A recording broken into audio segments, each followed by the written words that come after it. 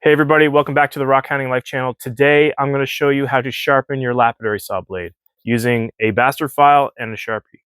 If you bought a saw recently, maybe it's a tile saw, maybe it's a lapidary saw, and you've been having lots of fun for the first 3 weeks, cutting lots of agates and jaspers, lots of hard stuff, and all of a sudden after 3 weeks you start noticing that you're getting it really hard to push the rock through the saw blade, that's because your saw blade's getting dull. And sadly, when that happens, a lot of people will throw out their saw blades, but you don't need to do that. I'm going to explain why. So the saw blade you see here is a sintered thin line saw blade. These are the most common blades that people buy for their lapidary saws. It's a 10-inch blade. You can see this one's in pretty rough shape. That's because I used to run this on my high-tech diamond 10-inch slab saw, and I used to leave the basin full of water and just leave my saw there. And you know, I had to learn the hard way, when I do that, rust will build up on the outside of the blade and it compromises the integrity of the blade. So I won't use this blade anymore, just because, you know, I don't want it to break on the saw or have, you know, contaminated rock. So I've retired this blade, but it's gonna serve its purpose today to show you what this blade's like and why you don't need to throw your blade out. So we can see on a thin line sintered diamond blade, you have this material here. It's about a little less than half an inch thick, about a centimeter thick for you Canadians out there. So what you'll have on this blade is you'll have this sintered part, this sintered metal part at the top will be impregnated with all these tiny little diamonds. And all along the edge here, it'll be impregnated with diamonds. That's what's grinding your rock. I know the question you're going to ask, if it's made of diamonds, why is it getting dull? Diamonds are harder than rock. That's a really great question. Why do they get dull? Well, they don't really get dull per se. What happens is, when you're cutting a rock, over time, you're cutting it with water or oil, that you're creating like a paste as you're grinding the face of the rock, and that paste will get gunked up on top of this edge of the blade. And what it does is it flattens that blade, and it doesn't allow the sharpness of the diamonds to come in contact with the rock that you're cutting. And basically, you're cutting almost like a silica paste on whatever you're cutting, silica or agates or jasper. So that's the reason why your blade gets dull. Now, there's a simple way to fix this, to sharpen it. Now, I say the word sharpen. You're not actually sharpening it. You're just going to get rid of all that gunk. Now, they call that gunk that gets in between the diamonds in here, they call it glazing is the term. So you're going to get rid of that glazing. And how we do that is with the bastard file. So let me take you over to my saw and show you what I'm going to do to demonstrate this. So this is my Highland Park 10-inch stainless steel slab saw. I use water in this to cut my rocks, and I've been using it for about a month and a half now, ever since I got it. And it's really due for a blade sharpening now. I find it really hard to get the saw blade through the rock now, and that's because there's a lot of glaze built up on top of the sintered blade. I'm going to show you how I do that, but first I'm going to cut an agate right now while my blade's dull, so you can see, you know, how much it struggles to get through. And then I'm going to cut the exact same rock, just take another slab off it after I sharpen it, to show you the difference and how quickly you can turn around your saw blade life. That's why you don't have to throw them out. And hopefully convince you that you don't have to throw out your saw blades every time they get dull. The rock I'm going to cut is this piece of Idaho Sunset agate, seam agate, which, you know, it's all the craze right now. I love this stuff. It's really beautiful. I'm going to cut a piece off here, and then we're going to cut another piece once we sharpen the blade. So, yeah, let's cut this and take a look at it.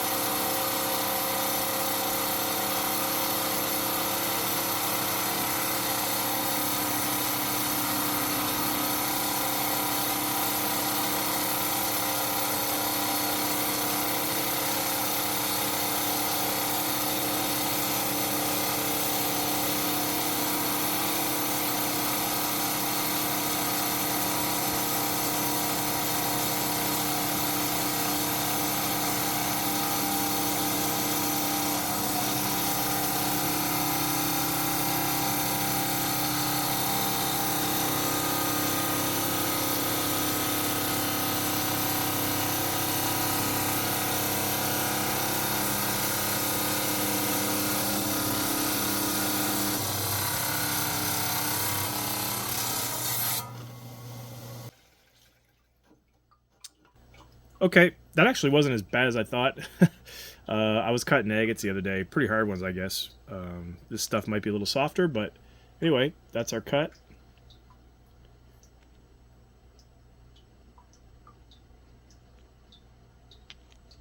So it did struggle. The saw did struggle a bit, but it actually handled that pretty well, even with the dull blade.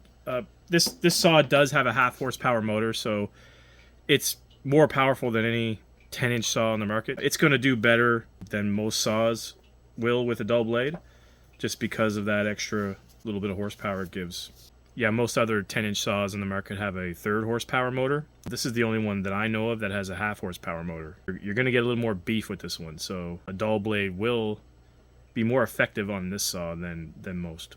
Other than cutting a rock and feeling like the blade is not doing a good job, another way you can tell if that your blade's dull is by running your finger over it. You should feel the diamonds as you're running your finger over the saw. I do feel the diamonds, but not like if it was brand new. When you get a brand new sintered saw blade, run your finger over it when it's brand new so you can feel the difference. You'll feel the difference between what it looks like brand new or what it feels like brand new to what this blade feels like right now. And this blade feels like it's super smooth. I can feel some diamond bumps, but it's got a good glaze on it, I can tell. So I'm going to go ahead and sharpen this blade, or other people call it pinging the blade. So I'm going to show you how I do it. Now, some people might tell you to take it off the arbor, take the saw blade off the arbor, but you don't have to, because you really aren't hitting the blade that hard when you do this. I'll show you how hard I do it. But the first thing I'm going to do is I'm going to mark with a Sharpie just where I am on the blade, because I'm going to be rotating this as I'm pinging it. All I'm doing is I'm taking the edge of my bastard file, and this is what a bastard file looks like. It'll just be like a regular standard file, but you have an edge here, and I'm just going to ping it. By pinging, I mean tapping. So I'm going to start at my mark, and I'm just going to hit it lightly, not super hard, and I'm just going to rotate the blade as I'm doing it.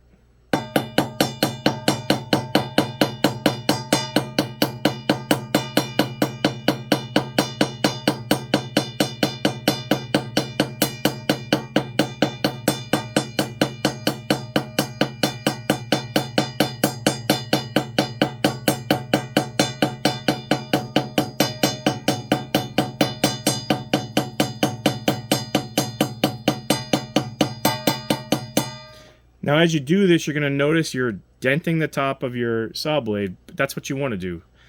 Essentially, what you're trying to do is knock all that silica paste out of the grooves of the diamond, in between the diamonds.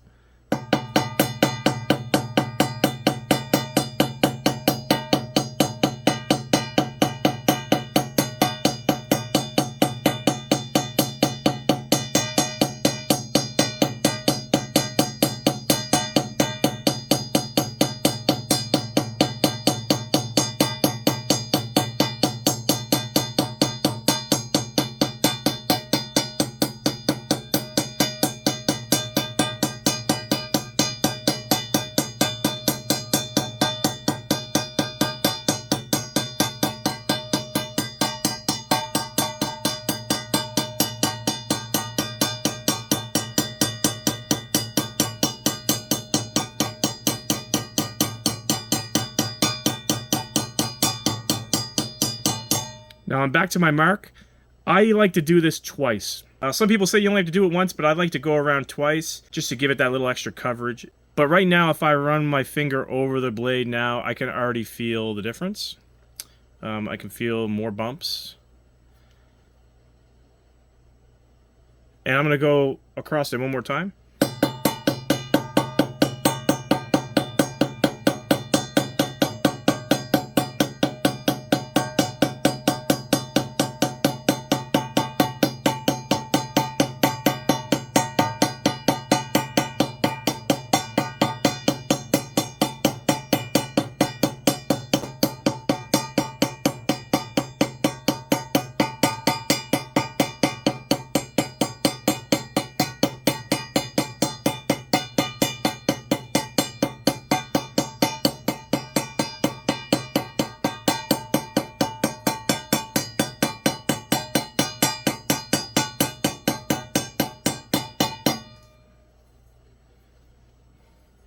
So I can feel that's done a pretty good job. So you could do this like when you start noticing your blade gets dull, or you could do this after every, let's say, couple days. I mean, you can be proactive with it. It just keeps your saw in good health. Quite honestly, if you cut rocks with a dull blade, you are going to get surface scratches on your rocks. On a dull blade, you're going to have a tendency to want to like rock the thing back and forth to kind of try to get it through the blade. You can get it through the blade by rocking it up and down. It's easier, but you're going to get saw marks all over your face of your rock. So keeping your blade sharp regularly is a good idea, especially if you like to polish your specimens after, because you don't want to have those surface fractures on your rock, which you will get. You're going to get saw marks and surface fractures by cutting with a dull blade. I use my small bastard file for my small 10-inch saw. I have a bigger bastard file that I use on my big Highland Park 24-inch slab saw, which I also sharpen my blade. That saw has a precision segmented blade, and you know, it takes a little bit bigger file to do it, but same process. And you could do this on a tile saw blade as well. It's the same thing. You can get these sintered thin line blades for tile saws and use them to cut for tile saws, and it's the same principle. You do the same thing. You could see I wasn't hitting that hard. It's just pinging it very lightly as I was going around, and you're not going to damage your arbor at all. You can leave your blade on there when you do that. So let's cut this rock, the same rock, and see how much faster we can cut now. Let's see if that actually sharpened our blade.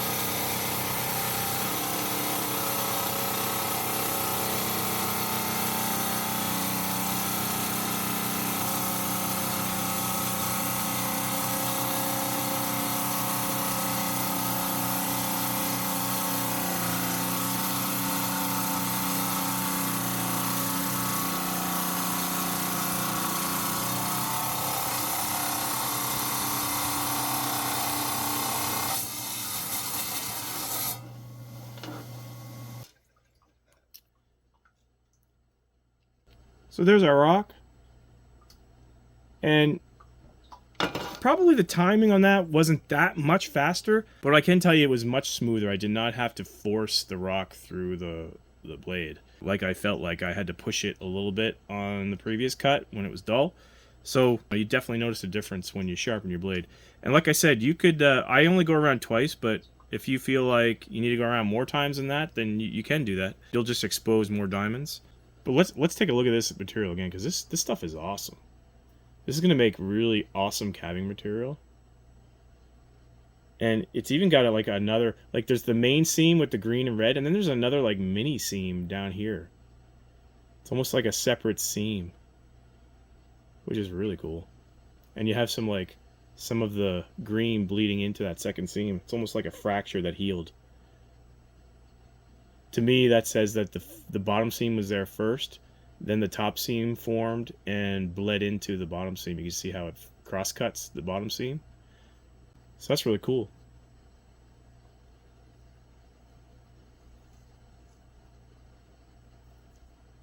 And while I'm here, I want to take the opportunity to explain why this blade will not cut my fingers, because a lot of you make comments sometimes on the videos where I'm cutting that, oh, my fingers are so close and gotta watch for your fingers. I can't believe you're not wearing safety gear.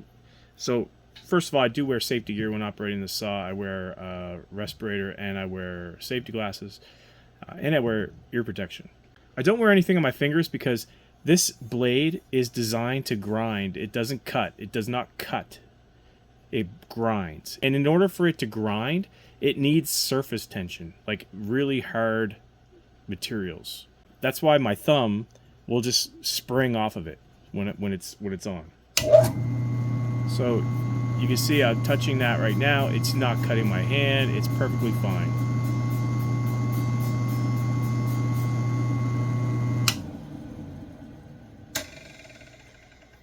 There is a danger of maybe splitting a fingernail or something if I cut my you know, if I push my nail. But my fingernails, I always keep my fingernails pretty short, pretty much down past my top of my thumb. So the chances of that happening are pretty slim. But that is a possibility. You can get your fingernails cut on the edges, and it can grind away some of your fingernail if you're not careful. But the skin, absolutely no issues when my finger touches this. So I hope everybody got something out of that video. I hope I've convinced you not to throw out your saw blade after you find it's dull the first time. You really should get probably, like, if you're cutting, let's say 2-3 times a week, you should really get like a good year to 2 years out of your blade at least. You know, you should be able to take it, you know, right down to pretty close to the nub of that sintered section. Yeah, so give that a try and don't throw out your saw blades because they are expensive. With that, guys, I hope you enjoyed the video. Everybody stay safe, and we'll see you next week.